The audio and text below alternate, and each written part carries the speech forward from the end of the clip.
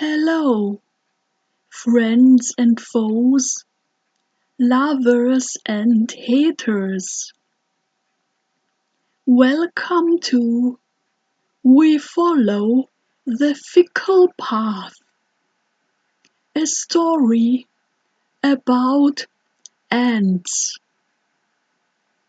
about sisterhood, about being an individual and the difference between we and I. This is a story about bugs. It deals with themes of identity and autonomy, death and disaster, and family and faith.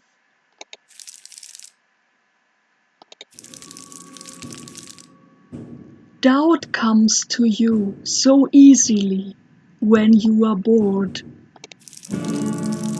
Your mind wanders. You think about things. You ask yourself questions and come up with answers that are yours and yours alone.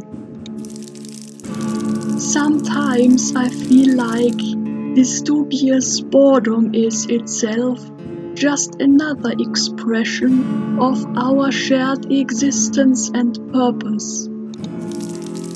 We all march along the limb of the same tree. We all get caught up in our heads with the same thoughts. We all wonder if the others do the same. Most of the time, I think that I am being specifically punished with this burden, and that my sisters would not understand were I to share it aloud.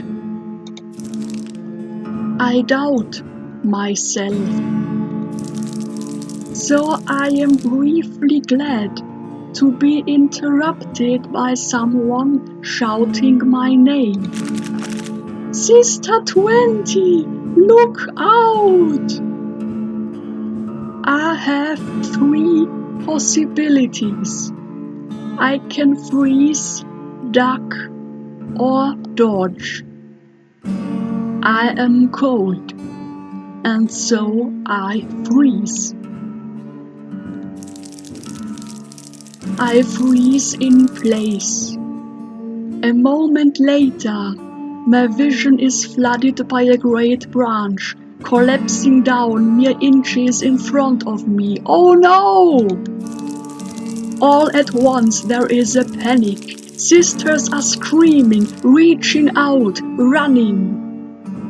The fallen limb weighs heavy. On the branch we walk.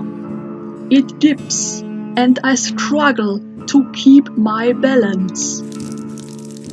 It creaks and groans and unleashes a horrible crack as something gives. The world rushes away.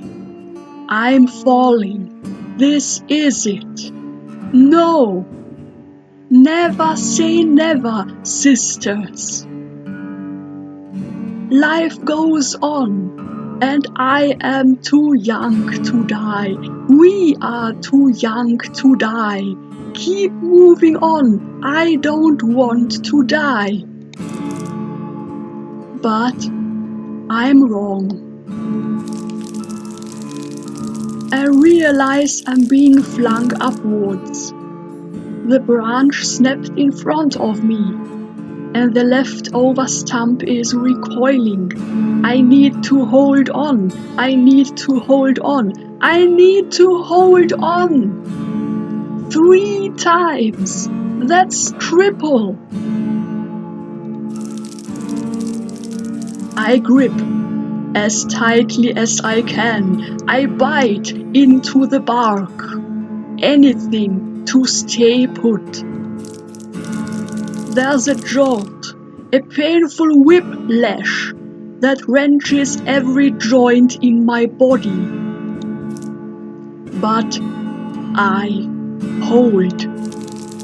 My head aches. The canopy comes back into focus.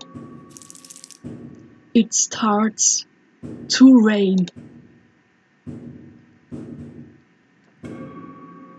Here we are, my sisters and me. We are one, a community, a group, and we all look the same. I want to tell her it will be okay, but it won't be.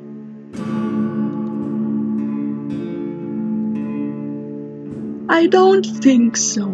We have good chances to survive because we are a group, a fine community. Think in a positive way and you will be alive forever.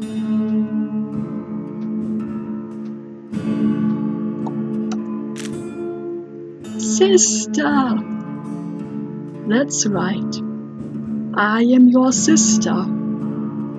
Not your only sister, but one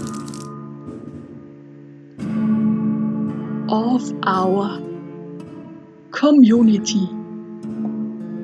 It's a nightmare. Sisters call out, trying to make sense of it all. How many fell? We must turn back. Where is Mother? Wait, there's her retinue. Mother! Ooh. We all stop. There is no need for anyone to shush another in her presence. The rain itself quiets, as if it senses our anticipation. Queen Mother One and many Ökophylla is going to speak. Oh, hello, Queen Mother. You are so beautiful to us. We hope you are fine. Support us, motivate us, and don't only lie around like now. Daughters, sisters, Mother! Ooh. We see fear in our faces. We are scared. We smell grief in the air. We are crying. Do not worry. We should not worry. Do not weep for the sisters we've lost. We should not weep. Our daughters, our sisters are not gone. Yes, our numbers are lessened, but look around. We see. Listen. We are surrounded by our family, our strength, our gift, and our blessing to ourselves and each other. Our family, sisters, and no brothers. The sister to my left reaches out, clasps hands in mine, in ours. A sister is one, and one may be lost. A sister of many will always have sisters. Wise words! I don't understand them, but you are right. As always, you are our collective brain. Our sisters of many survive. So too will each one. Mother, her words trace themselves through our sisters and ourselves. We have faith. We'll keep it until we go to waste. We have faith.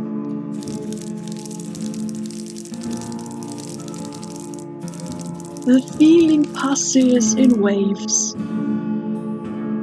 Our sisters cheer, and we join with them. I can't help but notice how much quieter the crowd is than when it set out. Our hopes are brightened. My worry sets itself deep in my stomach. Don't worry, be happy. But there's ground to cover, so we march. Ugh, creepy. When my sisters are coming out of the dark, no light inside. And I guess the one in the middle is me, Sister 20, 2 and 0. No one questions it. The tension is palpable, but we follow the path. Sisters start scraping together what we can for a temporary nest. We are stopping. There we have a fireplace. There we have some leaves that were put together, that it looks like a tent. There are some sisters, and there is an ant that looks like a fan of leadership.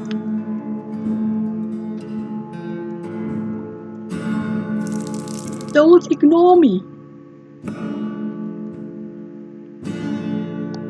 Sister Superior 3? Oh, they are not all equal ones. There's a superior sister, which looks like a cook. Will she teach us some recipes? She looks up at me with something between disdain and exhaustion. What is it, Sister 20? You are interrupting a history lesson.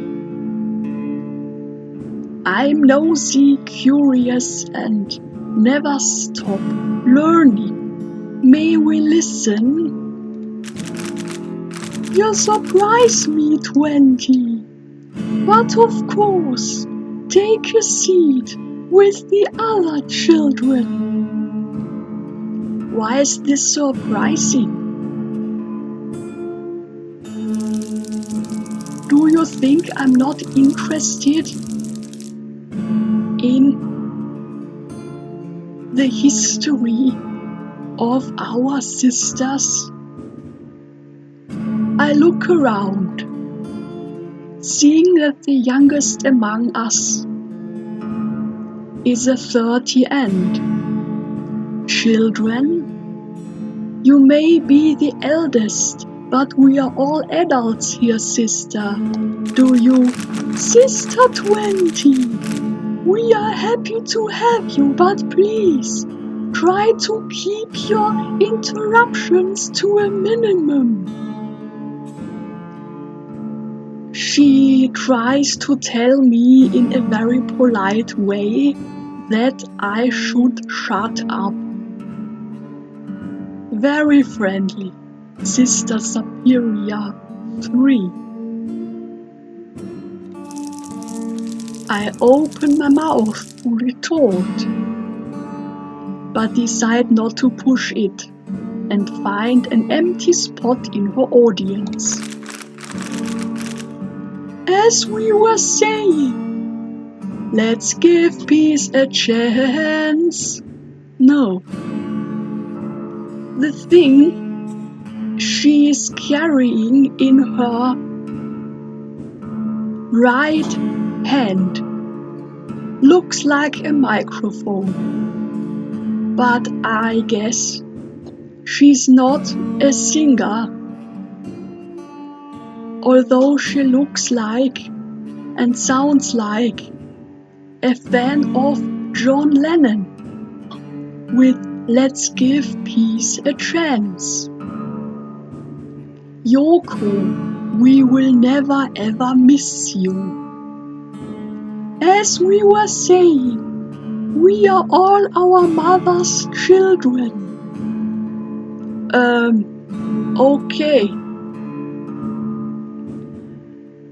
I thought we are all God's children. Is Queen Mother something like a goddess to us? We are all our mother's children. Now you've told us twice. Double. Thank you. She has such an annoying voice. I hope she gets eaten soon. But to be one of many children is very different than to be one of few.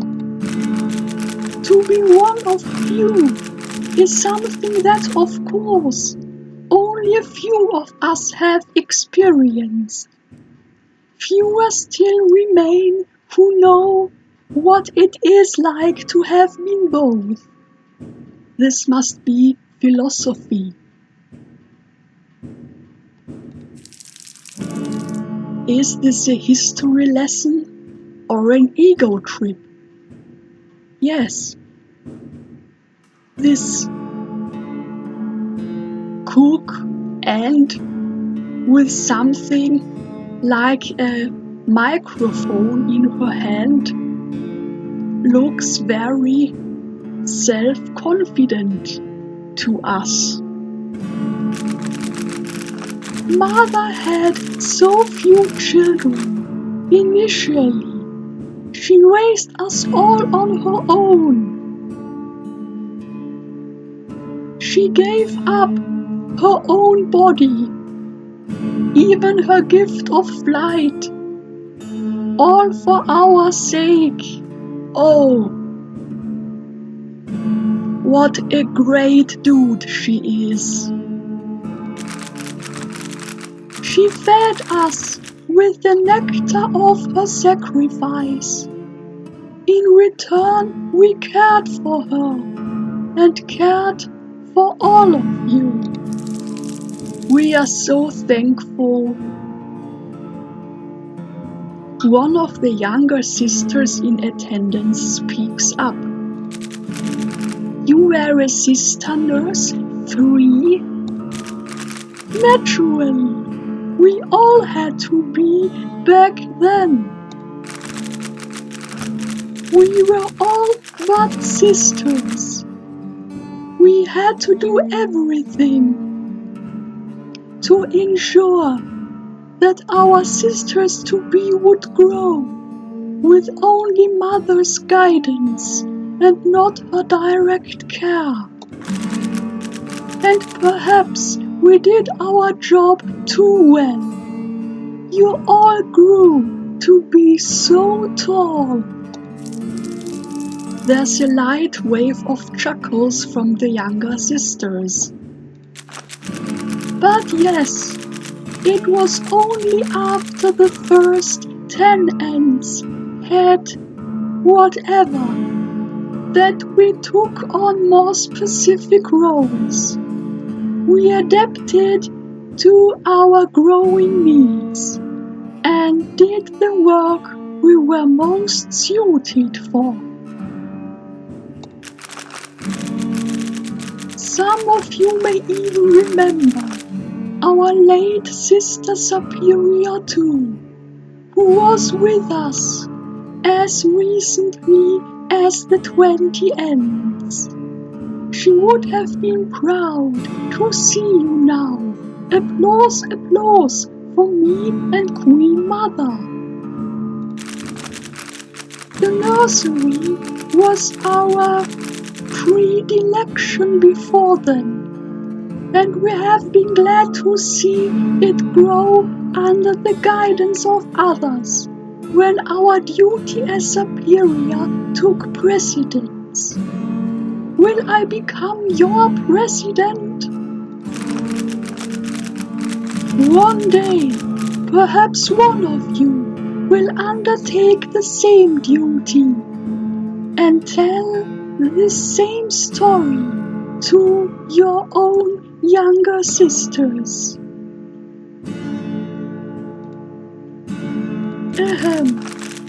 But speaking of duty, we all must prepare for the road ahead, and we cannot do so without a proper night's rest. Off to bed now. We may continue again another day. She stretches, and the crowd begins to disperse. I find an empty cot and let my mind wander. Tomorrow will be a new day. Ugh. It's like a nightmare when they are coming all out of the dark.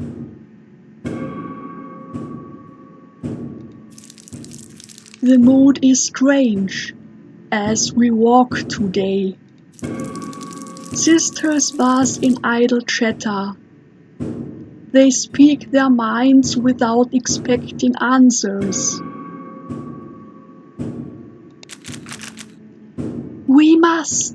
We simply must stay safe. How many still stand? I motivate you, sisters. So I tell you, from the bottom of my empty heart and soul, we just need to keep going. The rain is picking up again. I don't think it's just a shower. We are going to need to take shelter to make it through this one. Thankfully, I'm not the only one who thinks so. Mother calls the march to a halt. We prepare to make camp, or we try to, but it's immediately clear we do not have the time or resources to handle heavy rainfall. A proper travel nest takes the combined effort of dozens of sisters. We need to have already scouted structurally sound leaves, we need bodies to hold them down, and we need silk-producing larvae to stitch them in place. We had all of these when we set out. The sister nurses will still see to the larvae, but it does little good when we're so far off the scouted path and have lost more sisters than Mother cares to admit. We've made it this far, but we've just been roughing it. Our luck is running out. No, I don't think so. Because my sisters have me. So they should be lucky their whole lifetime.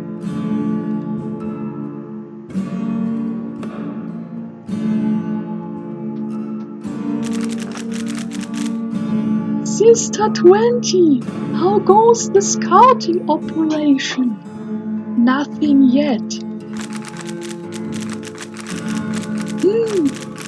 Better get back to it then. Our construction plans are coming along, but we are counting on you to support them. Of course, as always, I have to do it all by myself.